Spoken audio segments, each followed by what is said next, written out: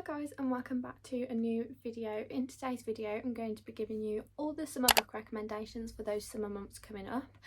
Now in the UK we've only just started having the first signs of summer and it is the end of May, so doesn't mean that I can't give you all the summer book recommendations despite the weather. Let's just jump into today's video. I've got some fun recommendations, all of the ones that I have read or at least started if they're like a series, and they gave all the perfect summer vibes, so hopefully you are going to feel the same way too. So the first recommendation that I actually have is a series, and that is the Chestnut Spring series by Elsie Silver. So this is a cowboy romance series set in the town of Chestnut Spring, so it's small town cowboy romance vibe. The series follows the Eaton brothers and their family and friends, so each book is about a different couple. They're all intertwined, if that makes sense, because obviously they're part of a series, but they are each about a different couple. They don't like carry on. Perfect for summer cowboy romance vibes. I've actually read the first two so far and have the third one on my TBR for this month, but yeah, I've heard such good things about all of them. I believe that Reckless and Heartless are normally people's fave. They are all obviously set in the same town, but they're not all cowboy romances. I believe I know the middle one is a hockey romance. I'm not sure about Hopeless. I know what's the word? Like the occupation, like he's in the army but then he comes home, so I don't know if he's a cowboy or yeah, anyway. But yeah, perfect cowboy romance vibes for the summer. I mean, who wouldn't like a cowboy romance summer, because I know I would. So the next recommendation that I have for you is actually one of my all-time favourite reads and summer reads in general, and that is Every Summer After by Carly Fortune. This book follows Sam and Percy as our main characters and is set in a small beach town where Sam lives. So Percy visits there each summer with her family and stays in this beach house, and obviously meets Sam on these annual visits, and then they kind of like develop a friendship and eventually a romance over these summers. So something happens between Percy and Sam that causes them not to speak for a while, so that is kind of like said throughout the book or insinuated throughout the book. But then something happens where Percy has to go back to the town where Sam lives, and sees him again, so you get the past and the present tense. So you get the past of like how they met each other, you know, them forming a friendship or that kind of thing, and then eventually what happened between them, but you also have the present intertwined with that on them seeing each other again and kind of navigating that part of their lives. But I really enjoyed this book. It was so quick. I actually read this in one day and I'm definitely going to be rereading this summer. Next book I have is also one of my all-time favourite reads by one of my all-time favourite authors, and that is Beach Read by Emily Henry. If you haven't read this book, seriously go and read it. But this story follows January and Gus, who are both authors. Now I believe they actually knew each other before. I think it was in college. I read this book quite a while ago, but I think they knew each other from like college or something like that. But they actually then see each other again in a small town when January goes to clear out her father's beach house. They then strike up a deal in that summer to swap genres and write in the other person's genre. So say like, I think January might be a romance writer or something, so she swaps with Gus and Gus has to write in like the romance writing style, and they have to see who finishes writing a book in that genre first before the end of summer.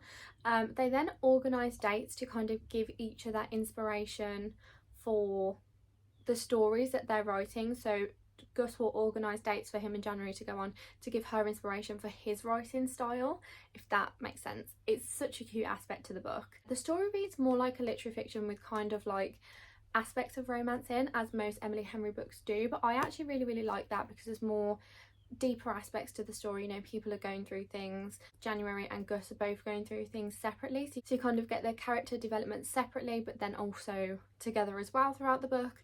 But yeah, really enjoyed it, and if you're looking for more of like a deeper romance rather than just like a cute rom-commy romance, then this one's definitely it, and it is so bingeable. And I actually read this on my holiday a few years ago in the summer and it was the perfect vibes. I then have another recommendation from the queen of summer romances, or just romances in general, and that is Happy Place by Emily Henry, which was her book that came out last year and was so popular throughout the summer.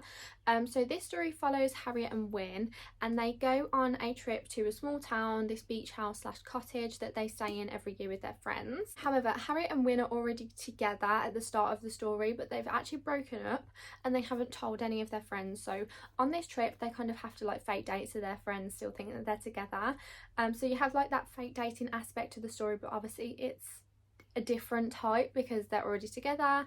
They obviously had some issues or some things they were going through, and then they broke up, but they just haven't told anybody. So it's a little bit different to a typical fake dating. Like I say, Emily Henry books read more like a literary fiction, and you have definite like character growth individually as well as a couple. So yeah, if you're just looking for that bit more of a deeper romance, like a romance with a bit of something else, then this is definitely the book for you, or just Emily Henry books are the books for you in general. It also has aspects of like navigating other types of relationships, so like friendships and stuff, because obviously they're with this big friendship group, so it has like that found family aspect, but it's very realistic in terms of like navigating friendships. I then have one more Emily Henry recommendation, and that is her newest book, Funny Story.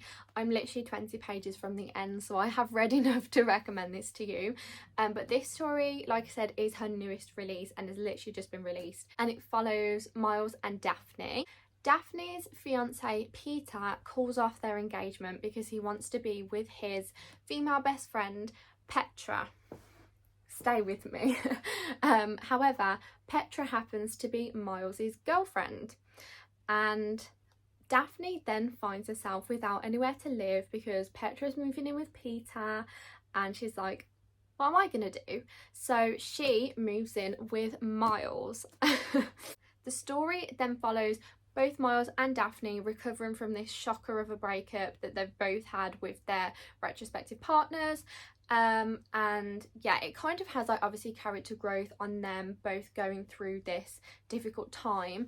They obviously help each other through this time, but the first part of the book is really just about the character growth and stuff. It is definitely, there is romantic aspects in there, and I think this one is more on the spicy side than her other books, so just be warned just in case you don't like that in your books. But honestly, I wouldn't let that put you off, because it's not like a main aspect of the book, if that makes sense. Again, romance feels like kind of the subplot, but the romance bits are so romantic, like in, I don't know how to say it, just like in that generic sense of the word.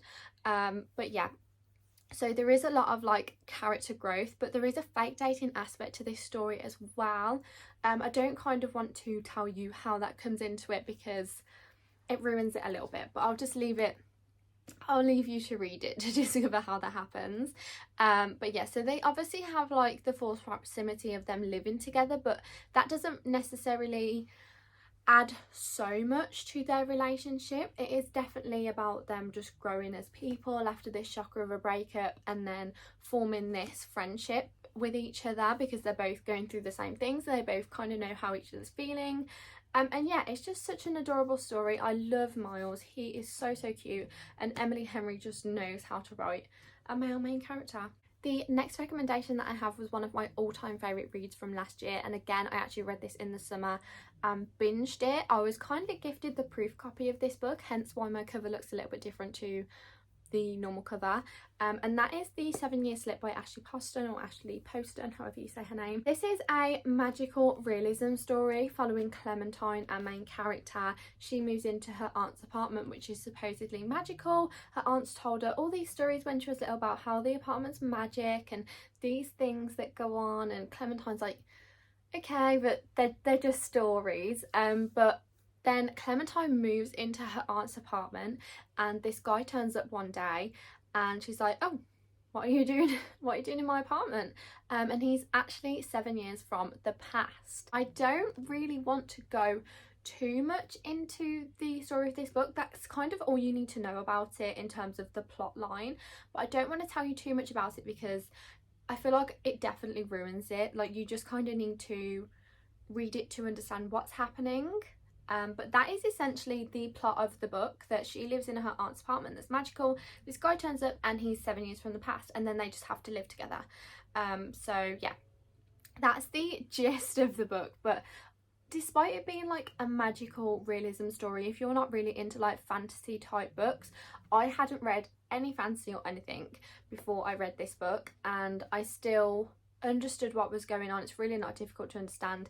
It's more realistic than magical. I obviously know that it's not realistic to have someone 7 years in the past living in your house, but the actual rest of what's going on, like the day-to-day stuff that happens in the book, is realistic. So yeah, I just won't let the magical bit put you off if you're not really a fantasy reader, because it's not really like, it's not high fantasy, it's literal like normal modern day world with elements of magic to the story. But yeah, definitely give this a read. The next book I have to recommend to you is It Happened One Summer by Tessa Bailey. Now I think a lot of people actually really enjoyed this book. I know there's mixed reviews on like newer Tessa Bailey books, but I actually really enjoyed this one when I read this last year. So the story follows Piper and Brendan. So Piper is an influencer. She comes from a big city. She's portrayed as like very typical influencer that you would see in like a film, or like the typical view of an influencer. That's her personality. She then gets sent to this small town by her father, and he's like, you know, go have a bit of growth.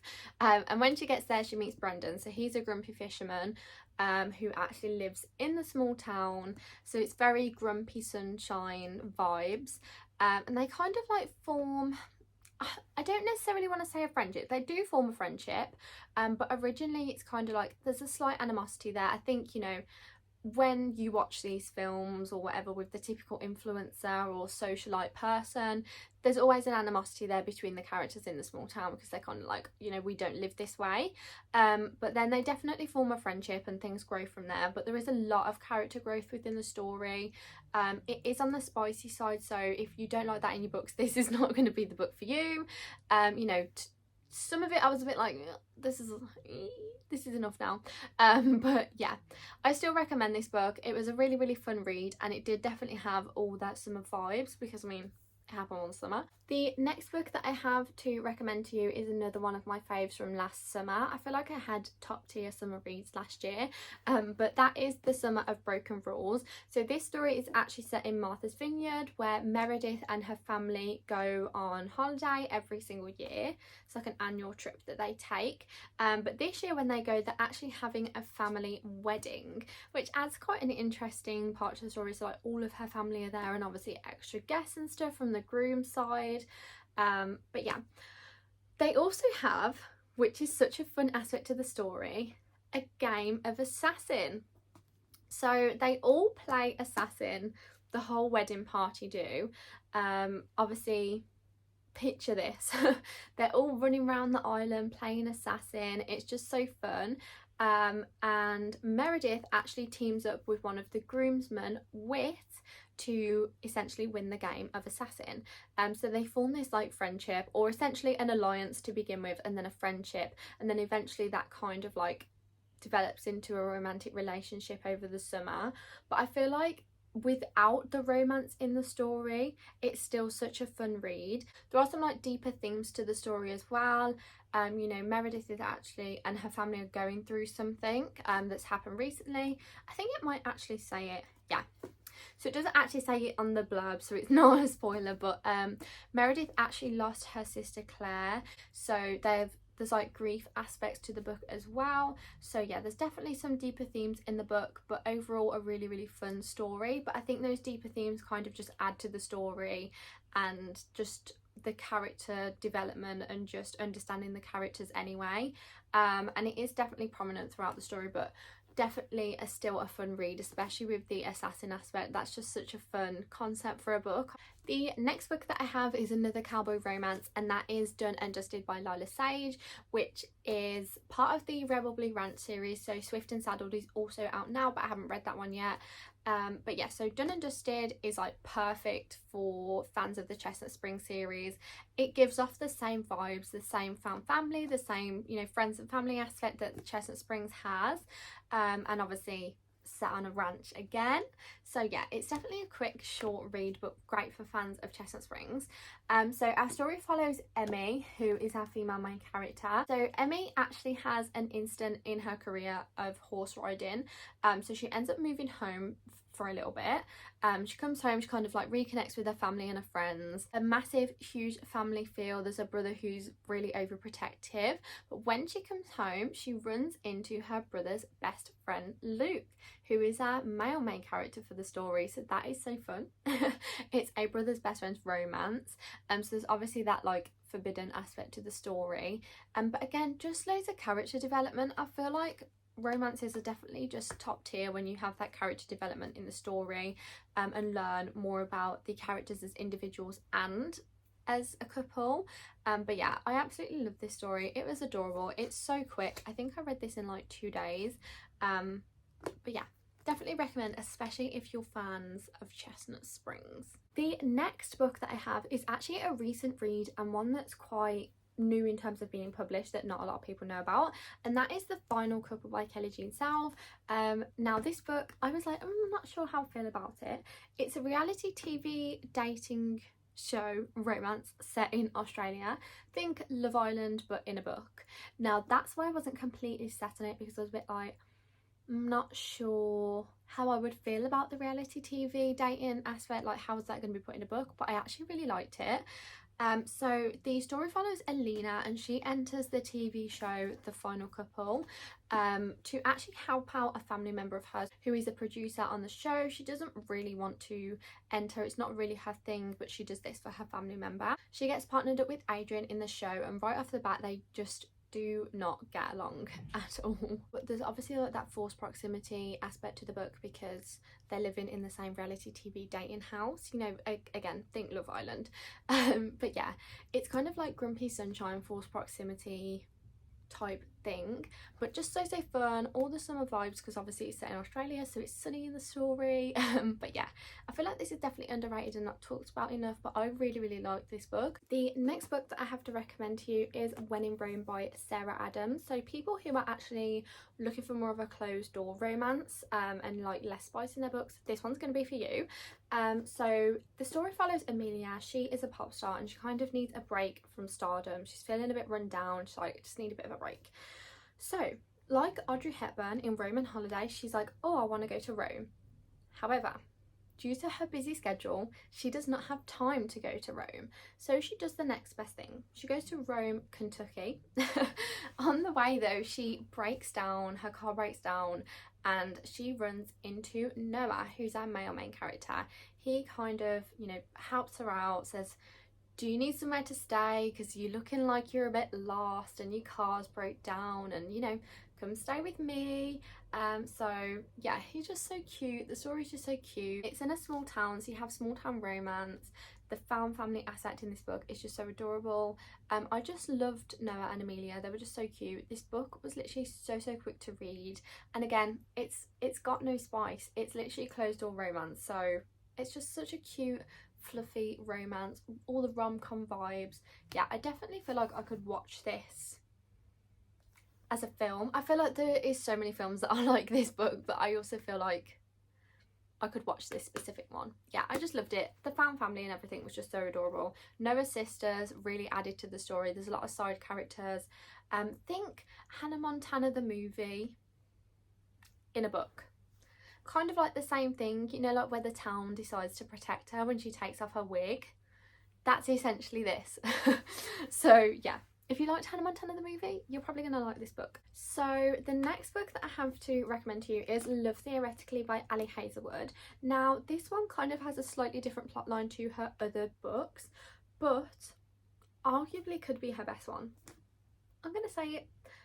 I think I might prefer this one to the others, but I actually really like this one.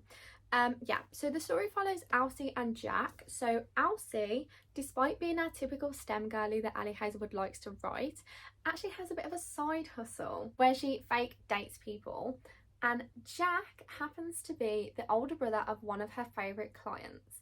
Now they don't get along. I think he thinks something's a bit dodge about her, or he might just be that protective older brother.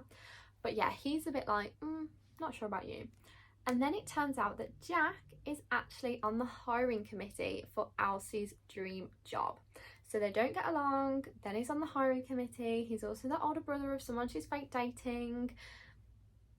all that jazz. We still have the kind of like grumpy sunshine aspect that we have in Ali Hazelwood books, but obviously it's in a slightly different setting now because, you know, Elsie's there, like, how am I going to tell him that I'm actually just fake dating his brother? So yeah, different aspect than normal Ali Hazelwood books, but still one of my absolute faves and might actually be her best one. I'm just gonna put that out there. Then my last recommendation for you is The Unhoneymooners by Christine Lauren. Now there is mixed reviews on this book, but I actually really enjoyed it. This story follows Olive and Ethan. Olive is supposedly unlucky with everything in her life, whereas her twin sister Amy is the polar opposite and is just seems to get lucky all the time. So Olive views her sister as like the luckiest person ever. However, at her sister Amy's wedding, the whole wedding party come down with food poisoning, apart from Olive and the best man, Ethan, who is also Olive's sworn enemy. She hates him, she can't stand him, she was just gonna, you know, get over it for the wedding. But now they have been offered the chance to take Amy and the grooms, I can't remember his name, the bride and the groom's honeymoon because everyone else literally has food poisoning and cannot go. Olive and Ethan get this once in a lifetime opportunity to go to Hawaii on this honeymoon, all expenses paid holiday. So they're like, okay, I feel like we could put our differences aside for that. But when they get there, Olive bumps into her new boss and they're supposed to be newlyweds on this holiday because they've got the honeymoon, etc. It's all in her sister's name, so she has to kind of like pretend to fake date Ethan. They have to pretend that they just got married, and then she bumps into her new boss and she's like, oh, this is my husband Ethan. And then they kind of have to fake date for the whole holiday when they're bumping into her boss, because she's got herself into this lie now and she can't get out of it, and she's just like, we're just gonna roll with it. So yeah, there's a fake dating aspect and obviously forced proximity because they're having to stay in the same hotel room despite it being like the honeymoon suite and stuff. So yeah, it's actually a really fun story. Obviously it's set in Hawaii where the honeymoon is, but I really enjoyed this. It was so fun. I think it's like quite funny, like there's quite a comedy aspect to the book, and I would absolutely love to watch this as a film.